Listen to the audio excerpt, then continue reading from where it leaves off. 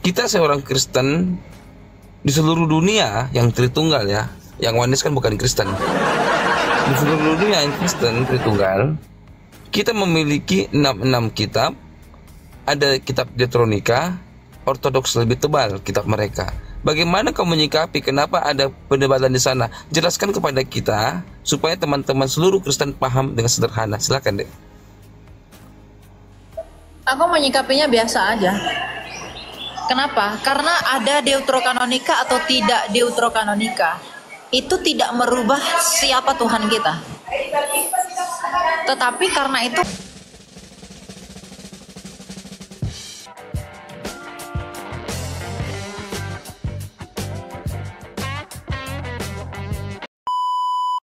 gitu loh. Nah, arti mengosongkan diri sederhana bagiku. Bagiku adalah seperti apa Rasul Paulus pikirkan. Menurut saya begini, mengosongkan diri adalah memperhamba diri, selesai. Karena dia inkarnasi menjadi manusia. Tidak mungkin ada inkarnasi tanpa kenosis. Karena inkarnasi maka ada kenosis.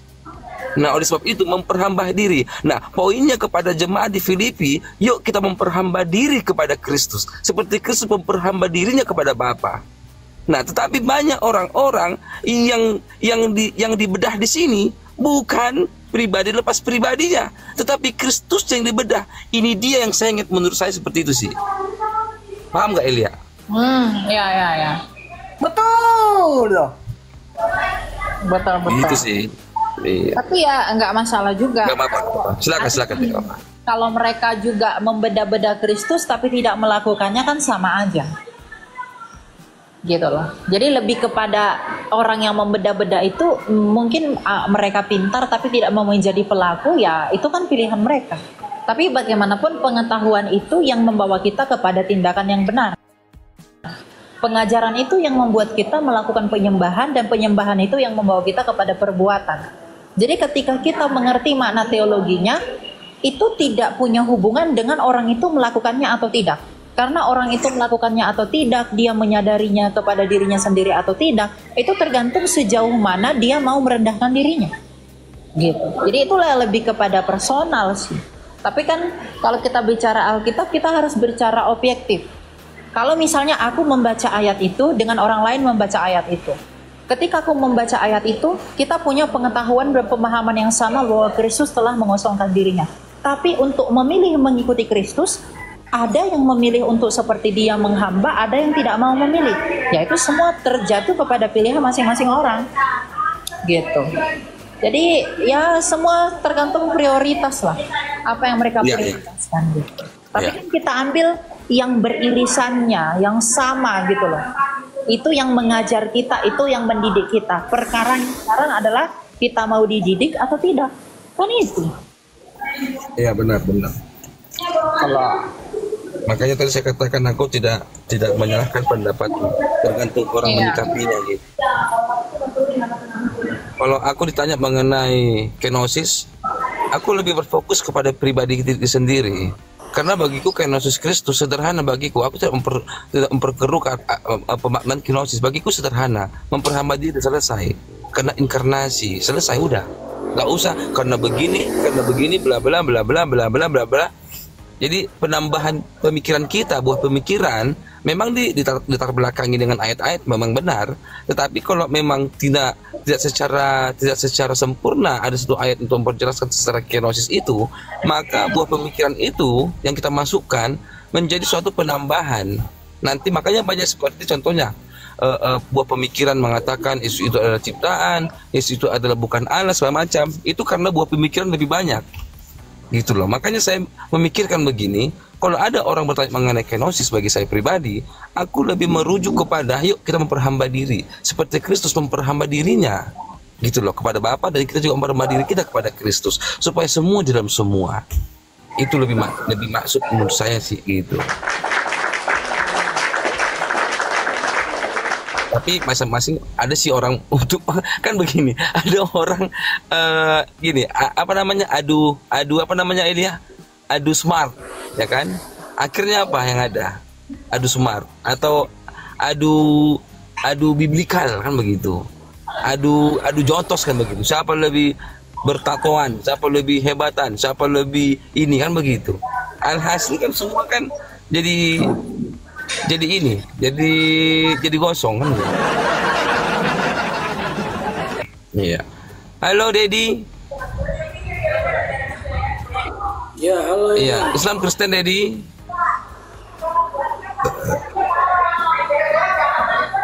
Dedi, Islam Kristen Dedi. Bisa Bang, bisa Bang. Iya, silakan, ada mau jawab Edi, mau tanya. Mau dengar dulu Bang, baru naik ini, mau dengar dulu. Oh, iya. Gak apa-apa lah, bertanya lah mengenai apa kek. Mumpung lagi ada Pak Eli santuy lagi minum kopi di situ dia. Yang di Jono mengatakan, ayo utamakan akal dari doktrin. Doktrinmu aja minum kencing unta udah menentang akalmu, itu dulu kok beres. Nggak bahaya ta?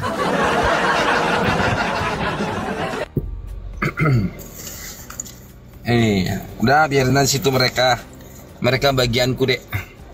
Kamu bagiannya ini. Nanti kalau kau bagiannya mereka, nanti kerjaku apa dong?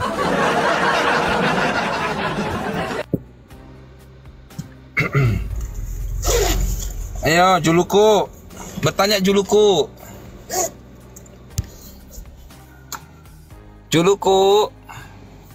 Siap bang. Ayo bertanya dong. Kalau kau tidak bertanya, aku yang berdebat sama Menti. Iya, ayo.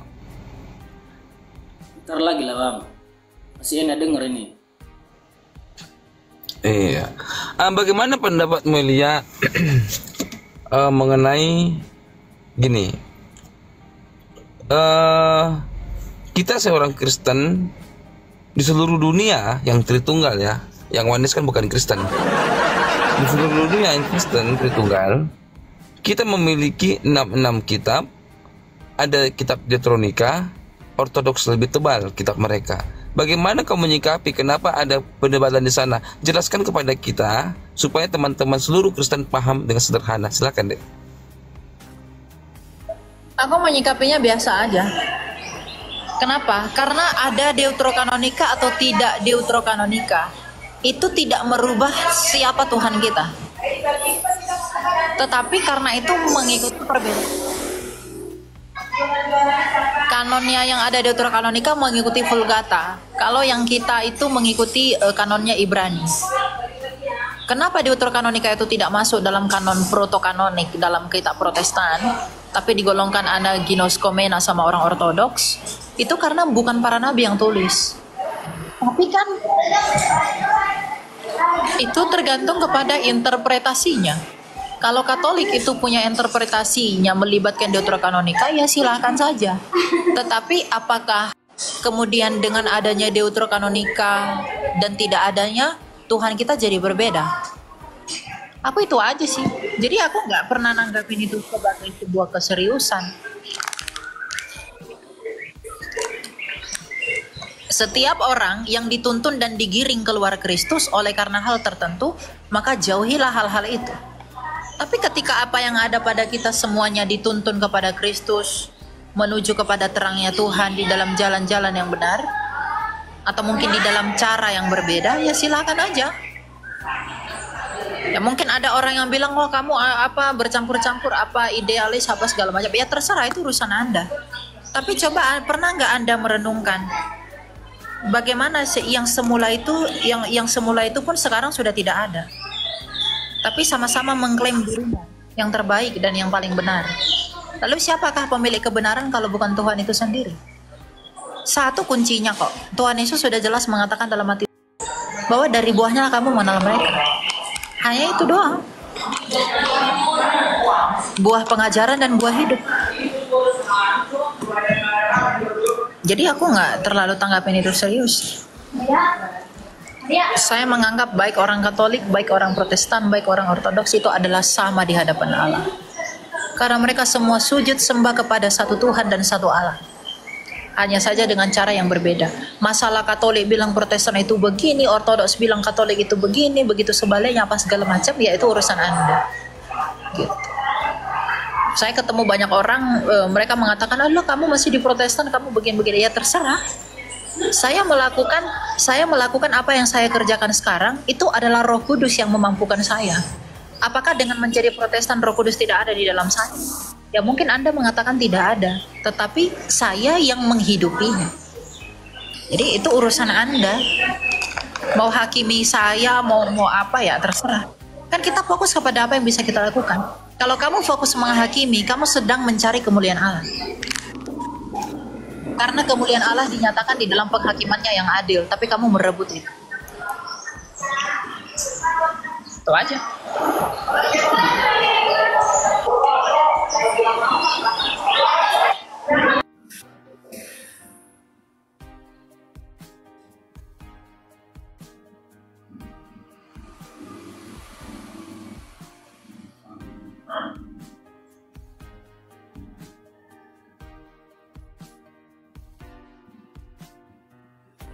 Elia mau nanya nih, bisa? Ya silakan Pak. Izin Pak CP. Begini, banyak petobat baru yang dimana mereka mengatakan saya mengikuti Kristus karena saya didatengin Yesus. Kalau menurut Bang Elia bagaimana? Apakah itu bisa dikatakan kan ada tertulis di Alkitab banyak orang yang terpanggil tapi jarang yang terpilih, begitu kan ya? Nah itu menurut Bang Elia gimana tuh? Silakan, sorry. Mau tolong Bang. Apakah orang bermimpi ketemu Yesus itu beneran begitu? Iya, betul. Yang pertama begini, kalau orang sampai bermimpi dia didatangi Tuhan Yesus sehingga dia menjadi percaya, mungkin Anda akan mengatakan puji Tuhan, haleluya dan lain-lain. Tapi sebenarnya itu adalah hal yang memalukan bagi kita orang Kristen. Kenapa saya katakan itu memalukan bagi kita orang Kristen? Karena kita nggak berfungsi, sehingga sampai Tuhan sendiri yang datang menginjili mereka, sampai Tuhan sendiri yang datang untuk kasih tahu bahwa akulah Tuhan, begitu. Itu sebenarnya hal yang memalukan buat kita. Karena kita nggak berfungsi. Tuhan kan menyuruh kita menginjili orang lain, memberitakan Injil. Tapi karena tidak ada yang menjangkau jiwa itu, maka Tuhan sendiri yang menemuinya. Lalu dia akhirnya menjadi percaya. Ketika orang mendengarkan kesaksian itu, banyak orang akan mengatakan puji Tuhan dan lain-lain. Itu syukur yang bagus. Tetapi sebenarnya itu adalah bahan evaluasi bagi kita orang Kristen. Karena dengan demikian, kita sedang ditelanjangi bahwa kita tidak berfungsi menjangkau orang itu. Tapi meskipun tidak semuanya begitu, tapi ada hal yang perlu kita perhatikan bahwa kita tidak bisa membatasi Tuhan bekerja di dalam caranya. Kalau dia memang memilih seseorang, siapa kita melarang dia memilih orang itu? Bisa nggak bejana yang dibentuk mengatakan kepada pembentuknya, mengapa engkau membentuk aku seperti ini? Atau mengapa engkau yang memilih aku? Mengapa engkau menjadikan yang aku bukan yang seperti dia? Gitu. Jadi ya, saya percaya aja kalau dia pada akhirnya percaya kepada Yesus, hidup di dalam buah yang benar. Kan Roh Kudus itu diutus oleh Yesus keluar dari Bapa. Itu adalah memuliakan Yesus, bukan bersaksi tentang dirinya sendiri. Jadi ketika ada orang mengaku bertemu Yesus dan dia hidup di dalam kekristenan yang taat, dia hidup di dalam iman yang benar, dengan demikian dia dapat menjangkau keselamatan itu. Dapatkah saya berkata itu bukan dari Tuhan hanya karena saya tidak mengalami hal yang sama? Artinya saya membatasi Tuhan kalau begitu. Jadi nggak masalah. Saya percaya aja.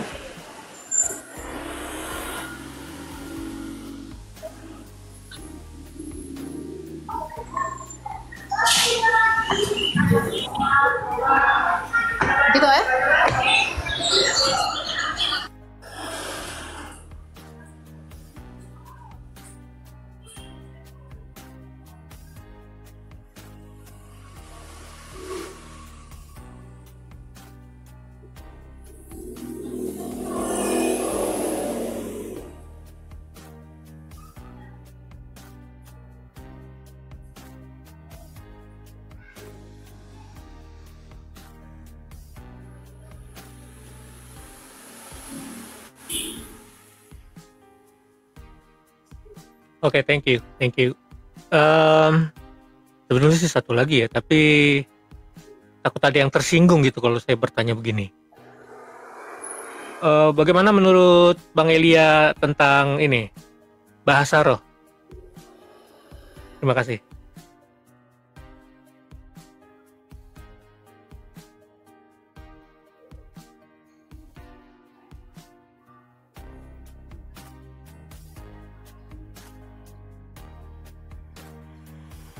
Kenapa Pak? Tadi mau tanya apa? Mengapa? Iya, menurut Bang Elia gimana tentang bahasa roh itu? Terima kasih. Oh, bahasa roh. Bahasa roh itu kan salah satu karunia roh yang tentu saja tujuannya adalah menginjili.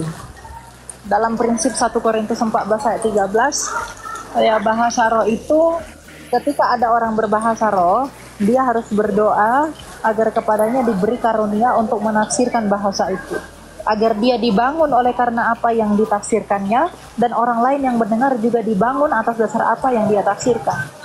Jadi bagi saya, bahasa roh yang tidak ditafsirkan kemudian tidak ada artinya, itu tidak berguna. Bagaimana mungkin hal yang tidak kamu mengerti dapat membangun kamu? Jadi kalau ada orang bilang, ada memang bahasa roh yang tidak dapat dimengerti, karena itu membangun diri sendiri.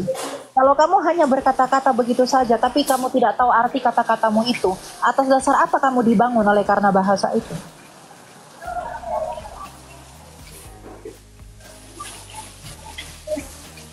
Jadi ya,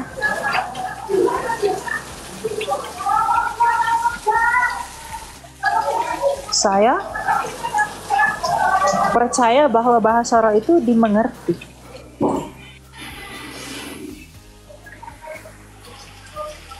Oke. Jadi intinya bahasa roh itu ada, tapi harus dimengerti, gitu ya. Oke.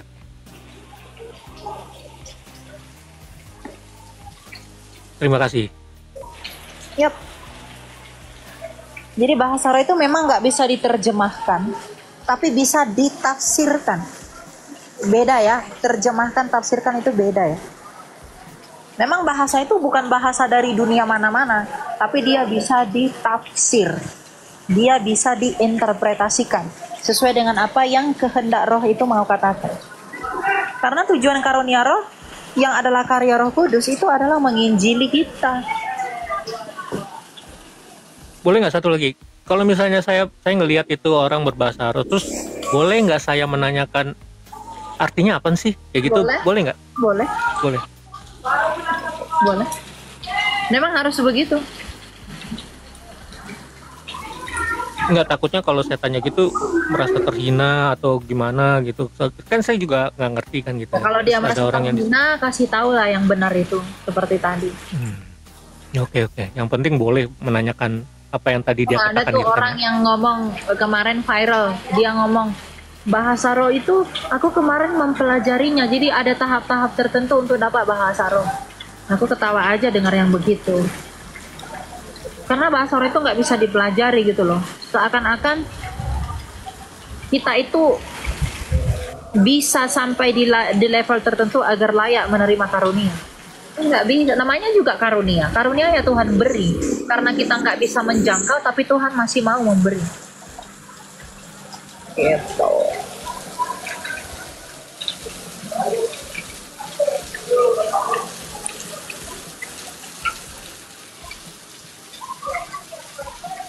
Oke, terima kasih Bang. Ya, ini sama-sama.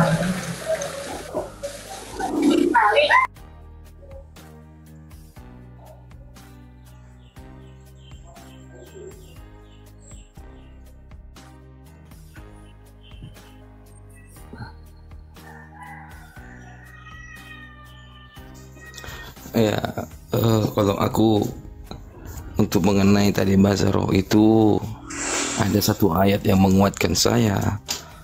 Orang yang berbahasa roh itu adalah orang yang tidak beriman itu. Kasih tahu ayatnya sih Lia.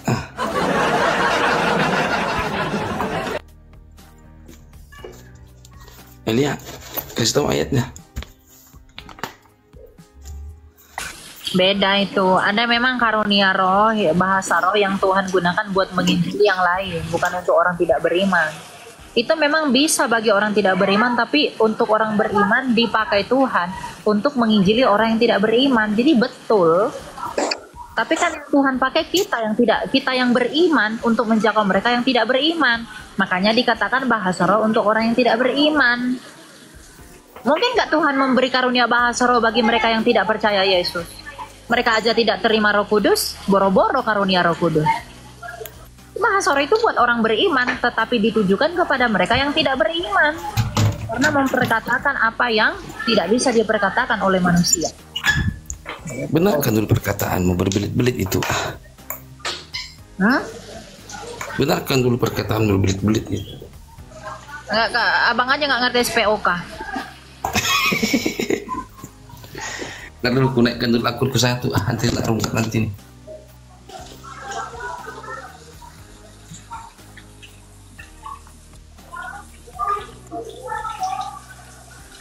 Habis akunku, gila emang. Semoga ini nggak kena rungkat ini. Naik kau CP. Hahaha.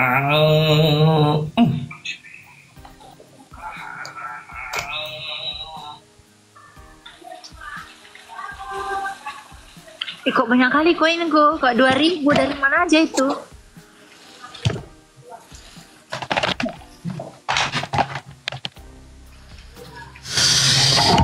Aduh, ini akun dapat ini di kandang embek. Akun ini dapat di kandang embek. Aku lihat, oh ternyata ada akun satu di kandang embek. Maklum guys, kebanyakan di report sayanya. Saking banyaknya di report, aku cariin akun. Puji Tuhan ada satu akun di sini.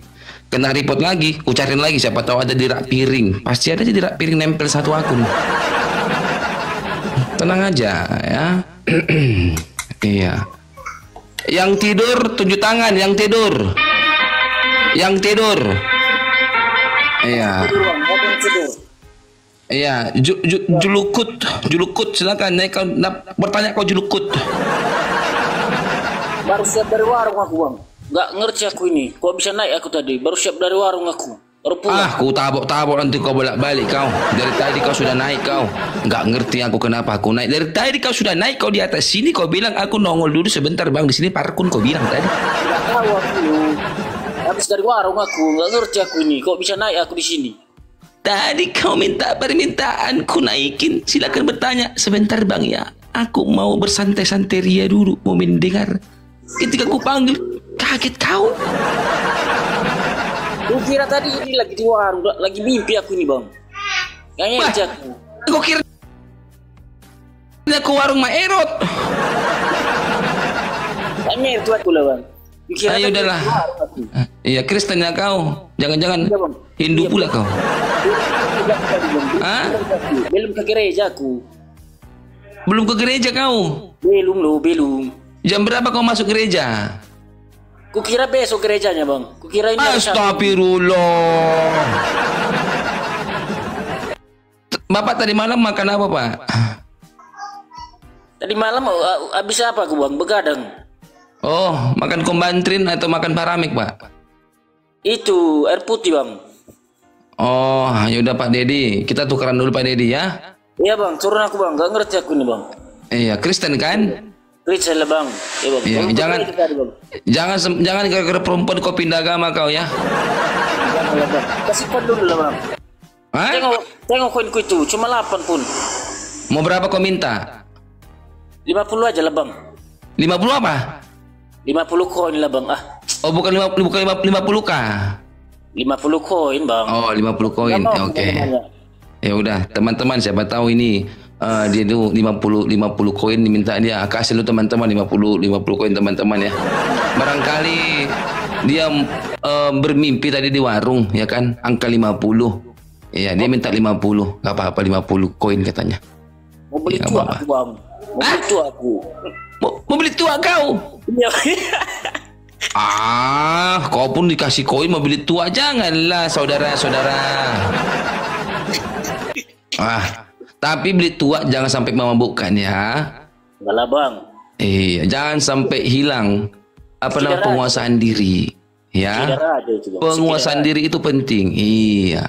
Tapi banyak orang nggak tahu diri, diminum saking enaknya hilang dirinya. Karena siapa paling roa? Roa katanya. Siapa paling roa? Si Elia Miron roa katanya. Nah, ayo, dikit lagi, 50 doang, 50 doang katanya. 12 lagi. Baru mimpi dari warung Maerot, tiba-tiba di mana aku bang katanya, mana tahu aku. Kau udah kayak si Juma kau. Kau mal si Ica. Emang aku di mana CP? Emang aku di mana CP? Lagi live kau, lagi live. Emang aku di mana? Emang aku di mana?